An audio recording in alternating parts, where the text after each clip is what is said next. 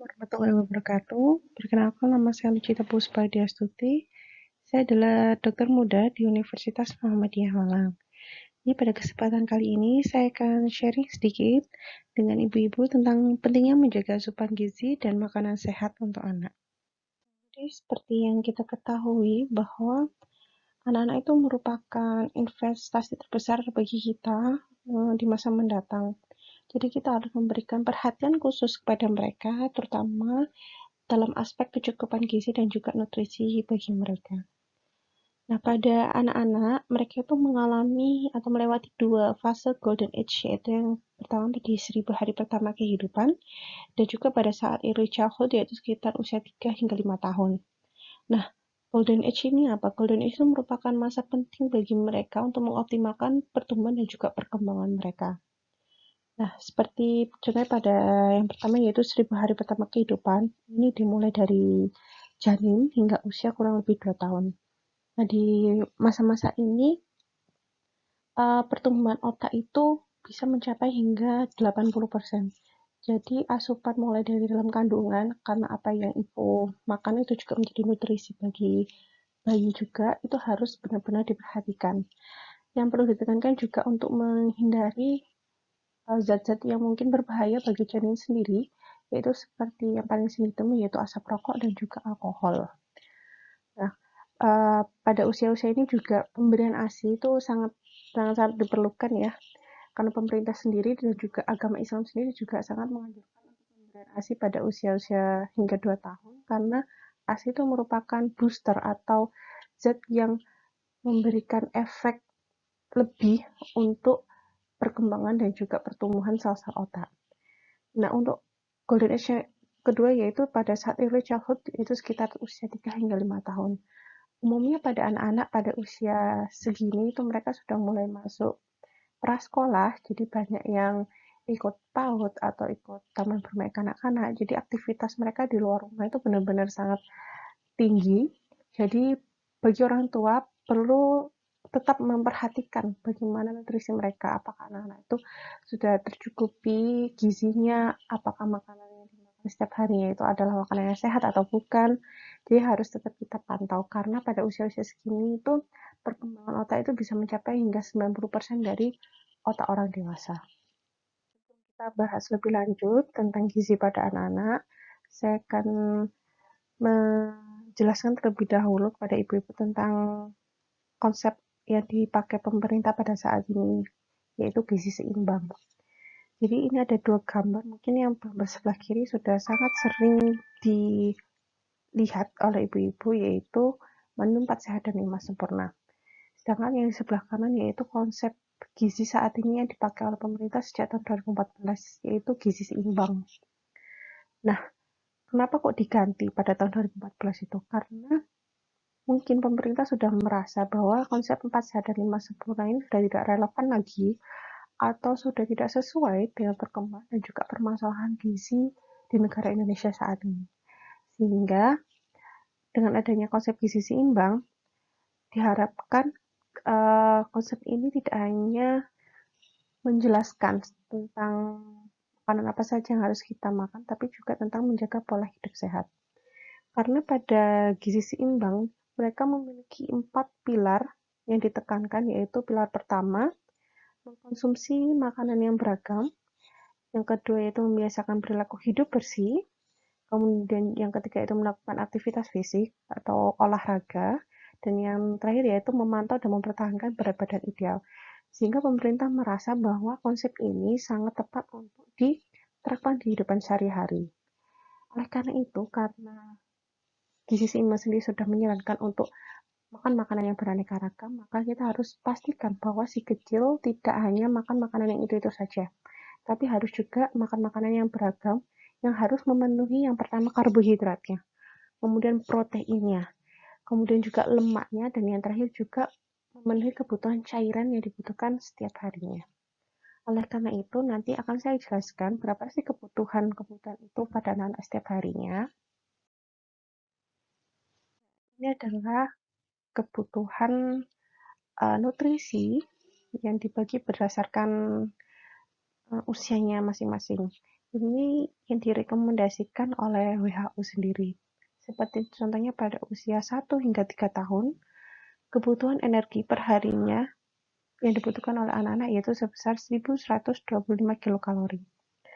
Untuk kebutuhan protein sendiri yaitu 26 gram, kemudian kebutuhan lemak itu sekitar 44 gram, kebutuhan karbohidratnya yaitu sekitar 155 gram, untuk kebutuhan serat yaitu 16 gram, dan yang terakhir kebutuhan cairan atau air yaitu sekitar 1200 ml. Nah, kebutuhan-kebutuhan ini yang memang harus dipenuhi oleh anak-anak setiap hari. Nah, saya jelaskan juga seperti contohnya protein ini ya. Protein kan memang banyak jenisnya, ada protein hewani dan juga protein nabati. Nah, anak-anak baiknya mereka tidak hanya mendapatkan protein hewani saja, tapi juga harus mendapatkan protein nabati. Protein nabati yang paling gampang kita temui yaitu tempe dan juga tahu. Paling simpel juga cara membuatnya. Kemudian juga kebutuhan lemak ini tidak boleh kita abaikan karena memang pada masa pertumbuhan anak-anak ini lemak itu juga masih sangat-sangat diperlukan. Kemudian ada strategi-strategi khusus untuk pemenuhan gizi pada anak. Jadi gimana sih caranya biar anak-anak ini apa yang dia makan itu sudah memenuhi kebutuhan nutrisi mereka. Jadi yang pertama, biasakan makan 3 kali sehari, yaitu pagi, siang, malam. Jangan pernah mengabaikan sarapan, karena sarapan itu juga merupakan hal yang sangat penting untuk memulai aktivitas di pagi hari. Kemudian perbanyak makan makanan dengan sumber protein dan lemak seperti ikan, karena ikan itu merupakan makanan yang kaya akan omega 3, DHA, dan juga EPA. Dan ketiga komponen ini atau ketiga zat ini itu sangat baik untuk pertumbuhan dan juga perkembangan otak. Kemudian yang ketiga, perbanyak makan sayur dan juga buah-buahan untuk kebutuhan serat mereka setiap harinya. Kemudian yang keempat, batasi makan camilan yang terlalu manis, terlalu asin, dan juga terlalu berlemak. Kemudian yang kelima yaitu penuhi kebutuhan cairan setiap hari. Dan yang terakhir yaitu ajak si kecil main di luar supaya tetap aktif. Namun pada realitanya, anak-anak zaman sekarang ini jarang sekali yang menyukai makanan-makanan sehat atau seperti camilan berupa sayur dan juga buah-buahan. Mereka lebih cenderung untuk memilih makan makanan dengan zat-zat kimia yang bahkan kita sendiri jarang mendengarnya dan juga tidak tahu apa efeknya bagi kesehatan tubuh kita apabila dikonsumsi secara berlebihan atau terlalu sering. Seperti contohnya, yang paling sering kita ketemu yaitu monosodium glutamat. Ini banyak sekali uh, terkandung di dalam makanan-makanan kemasan yang sering dimakan oleh anak-anak. Kemudian belum lagi ada kalium sorbat, asam benzoat, dan juga ada pemanis buatan seperti sakarin, aspartam, dan juga mungkin ada asam sitrat dan juga banyak banyak sekali zat-zat kimia yang kita tidak tahu apa itu. Ini merupakan senyawa yang sering kali kita jumpai pada makanan-makanan kemasan atau juga bahkan sering digunakan oleh orang-orang yang jualan di pinggir jalan, yaitu monosodium glutamat atau MSG, atau bisa juga disebut sebagai vetsin atau penyedap rasa. Nah, MSG itu merupakan perasa tambahan yang digunakan untuk mendapatkan rasa umami pada makanan. Jadi saya ceritakan sedikit sejarah uh, terciptanya MSG ini. Jadi memang MSG itu dia kan ditemukan di Jepang oleh profesor yang namanya Profesor Kikunei Ikeda. Jadi Profesor Kikunei ini dia mengisolasi asam glutamat yang berasal dari ganggang laut yang kemudian diberi nama yaitu umami.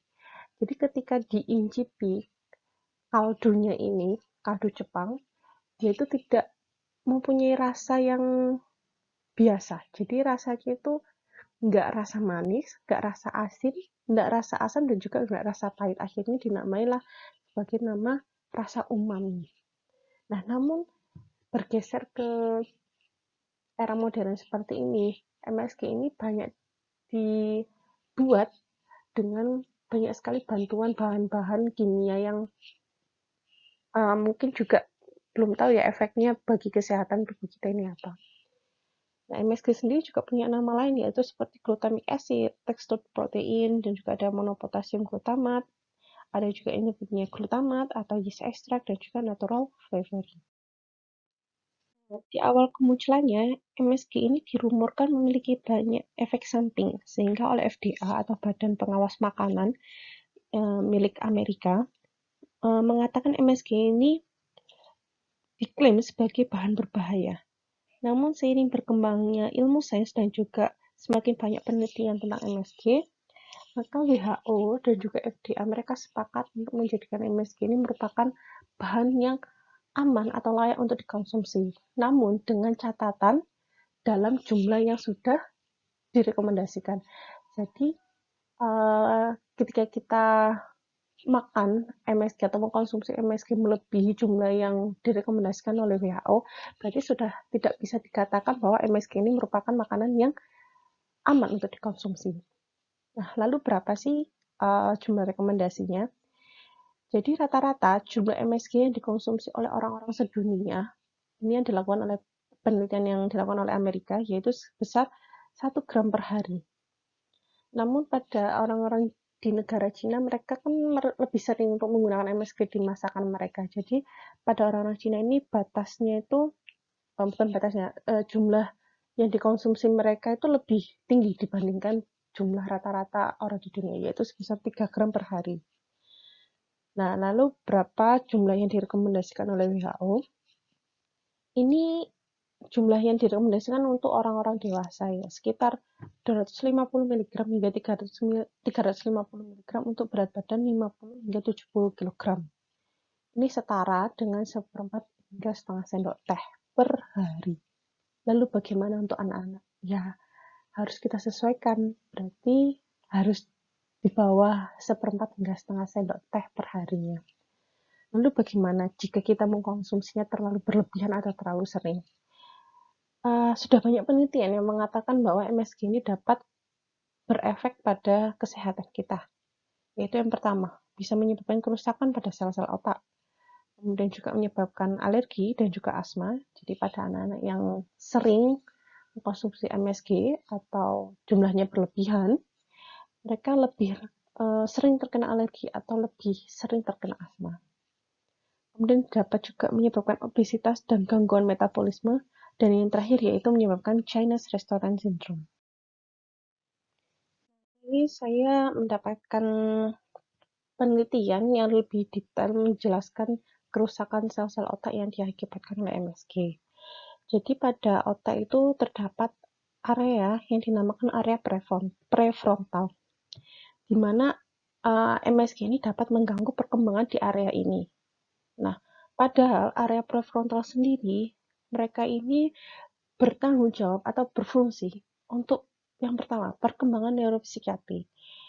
Ini contohnya seperti kemampuan untuk merencanakan, mengorganisasi, memecahkan masalah.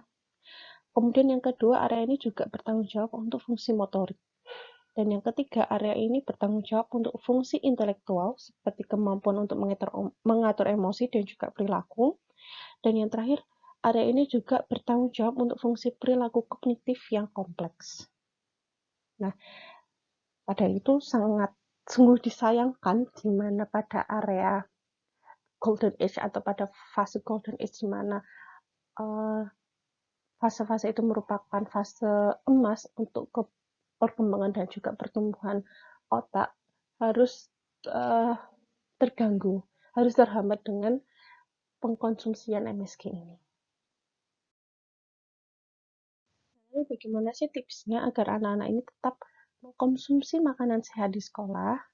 Itu yang pertama, biasakan membawa bekal dari rumah.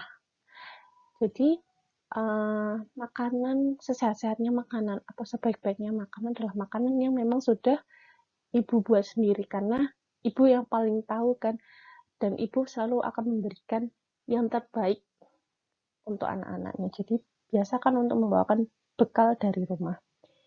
Kemudian yang kedua, kalau bisa membeli di kantin sekolah yang bersih atau yang sudah terjamin ya. Kemudian yang terakhir yaitu selalu periksa label sebelum membeli makanan.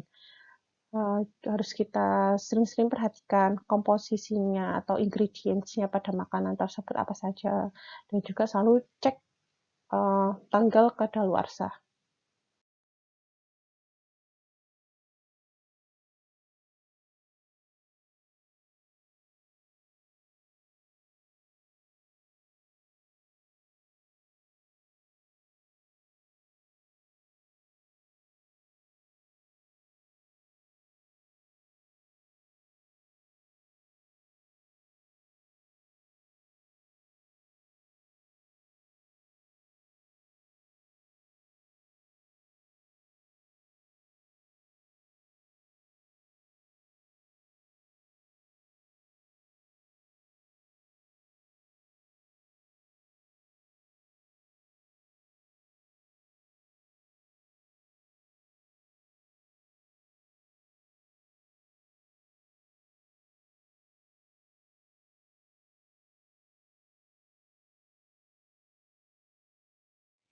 Itu saja yang bisa saya sharingkan atau saya bagikan dengan ibu-ibu, karena mungkin di saat-saat seperti ini, di masa-masa pandemi dengan COVID-19, memang sangat penting untuk menjaga kesehatan tubuh kita. Yang bisa kita mulai dengan yang pertama, yaitu membiasakan untuk mengkonsumsi makanan yang sehat, dan juga membiasakan untuk tetap beraktivitas fisik atau olahraga. Karena dengan hal-hal tersebut bisa meningkatkan imunitas kita. Sangat uh, mengkhawatirkan sekali ya sebenarnya, karena COVID-19 ini bisa menyerang siapa saja, terutama untuk anak-anak. Dan bahkan mungkin uh, terapinya atau penata laksanaannya pada anak-anak ini akan lebih sulit dibandingkan dengan penata laksanaan pada orang-orang dewasa. Karena memang anak-anak sendiri kan imunitasnya itu belum sesempurna imunitas orang dewasa. Jadi perlu kita sangat jaga, sangat hati-hati biar anak-anak ini tetap selalu dalam kondisi yang sehat. Amin.